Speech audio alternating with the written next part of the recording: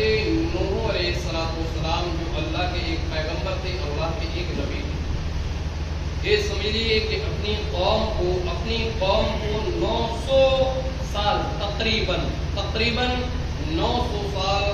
دین کی تبلیغ کرتے رہے، اس دین کی تبلیغ کرتے رہے، دین کا پیغام قوم تک پہنچاتے رہے، لیکن ان کی قوم اتنی ناعاقبت اندیش تھی کہ حضرت نوح کی جو پیغام تھا حضرت نوح کا اسے نظر انداز کرتے تھے۔ حضرت نوح جن غلط کاموں سے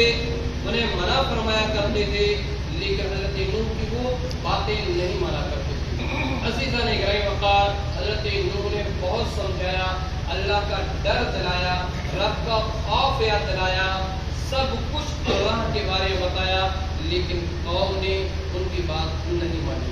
جب اتنا بڑا لمبا عرصہ کہ تقریباً 900 سال تک خدمت کرتے رہے، لیکن اس کے باوجود لوگوں کو سمجھاتے رہے، لیکن جب بھی نہیں مانے تو پھر اللہ کے نبی نے وہی کیا کہ اللہ کی بارگاہ میں اپنی قوم کی ہلاکت کی دعا فرمائی،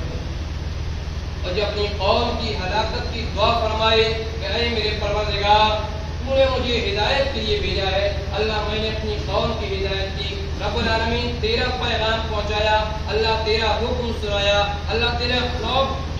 جن کو دلایا، اللہ تیرے خوف کے بارے میں بتایا، رب تیرے ڈر کے بارے میں بتایا، اللہ تیری ذات کے بارے میں بتایا، مولا تیری صفات کے بارے میں بتایا، اللہ تیرے احکام کے بارے میں بتایا، اللہ تیرے دین کے تعلق سے میں نے بتایا، لیکن انہوں نے ایک کان سے سنا اور دوسرے سے نکال دیا۔ اے میرے پالنہار، اب ان کے اوپر ایک عذاب مسلط کر دی۔ تاریخ یہ کہتی ہے، قرآن مقدس کے اندر آتا ہے کہ جب حضرت نوح نے دعا کی ہے تو حضرت نوح کی دعا رب کی بارگاہ میں قبول ہو جاتی ہے، اور جب قبول ہوتی ہے تو رب نے پھر وہی حکم نامہ جاری فرما دیا، اے نوح تم ایک کشتی تیار کرو، اے نوح تم ایک کشتی تیار کرو، اب ہم اس دنیا کو تباہ کر دیں گے، ہم ان لوگوں کو ہلاک کر دیں گے، ہم انہیں برباد کر دیں گے۔ تاریخ یہ کہتی ہے حضرت نوح علیہ السلام نے ایک کشتی بنانا شروع کری۔ حضرت نوح علیہ السلام نے جب ایک کشتی بنانا شروع کری، عزیزان گرامی وقار، تو انہی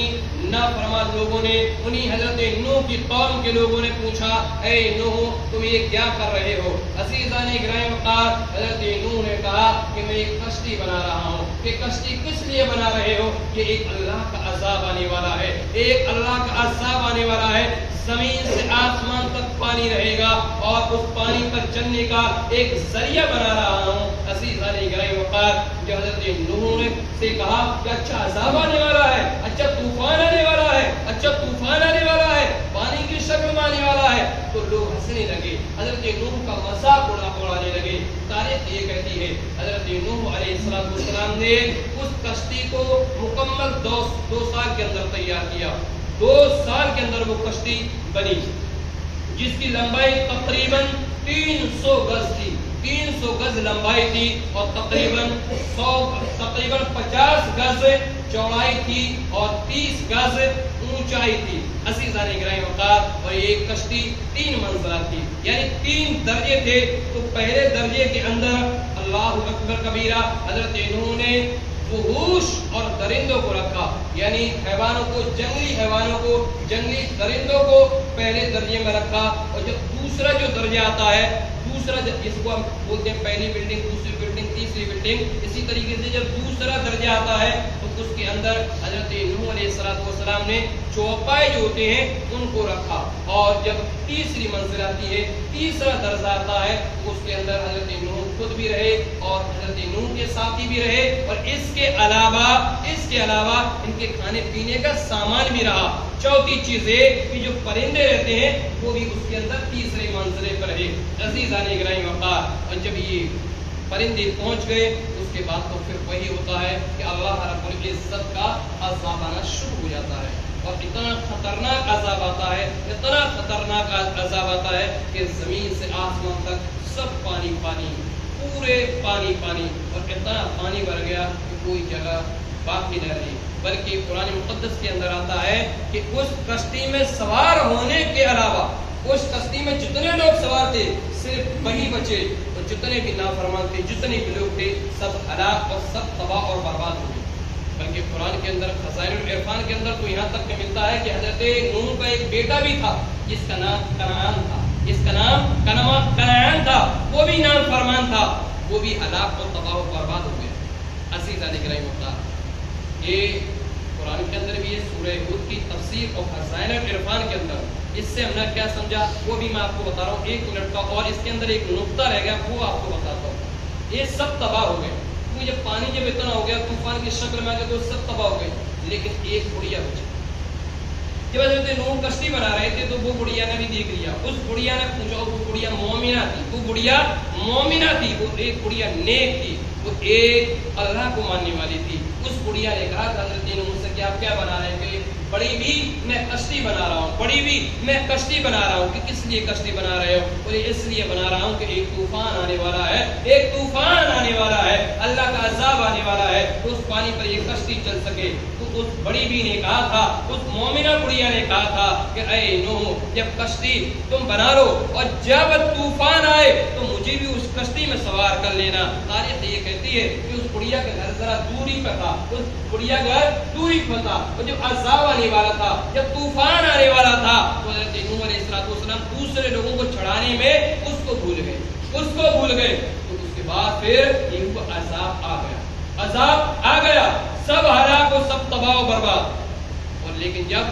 अज़ाब थम गया,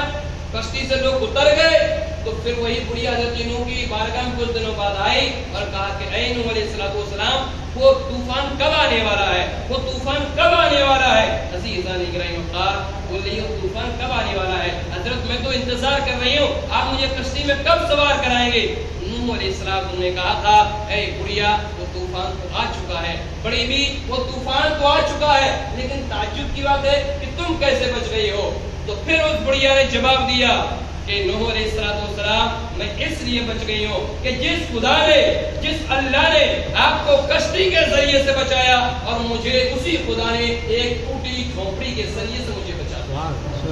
अज़ीज़ान इकराम मुख्तार, यहाँ से हमने क्या समझा? यहाँ से हमने ये समझा कि जब कोई भी कौम जब नाफरमानियों में मुबतला हो जाती है, जब वो गुनाहों में मुलव्विस हो जाती है, जब हराम कारियों में मुलव्विस हो जाती है, जब रियाकारियों बेहयाइयों में मसरूफ हो जाती है, तो फिर वही होता है कि रब का अज़ाब आ जाता है। अल्लाह का अज़ाब किसी भी सूरत में नाज़िल हो सकता है, चाहे तो बीमारी के जरिए से भी हो सकता है, चाहे रुपया और पैसा के जरिए से भी हो सकता है, चाहे वो मौत के जरिए से भी हो सकता है, चाहे वो एक्सीडेंट के जरिए से भी हो सकता है, वो किसी भी सूरत में रब का अज़ाब आ सकता है। अज़ीज़ान इकराम मुख्तार, हम तो एक मोमिन है, एक रब के मानने वाले हैं, एक अल्लाह के मानने वाले हैं, तो हमें और आपको भी चाहिए कि जो अहकामात रब ने हमारे ऊपर लाज़िम किए, जो फराइज़ हमारे ऊपर लाज़िम किए, हम उसकी इबादत करें, उस रब की बंदगी करें, उस रब की रियासत करें। अल्लाह कसम, अगर उस बंदगी, उस रब की अगर हम बंदगी करते रहे, इबादत करते रहे, तो ये समझ लीजिए फिर उस अल्लाह के इतने करीब हो जाएंगे,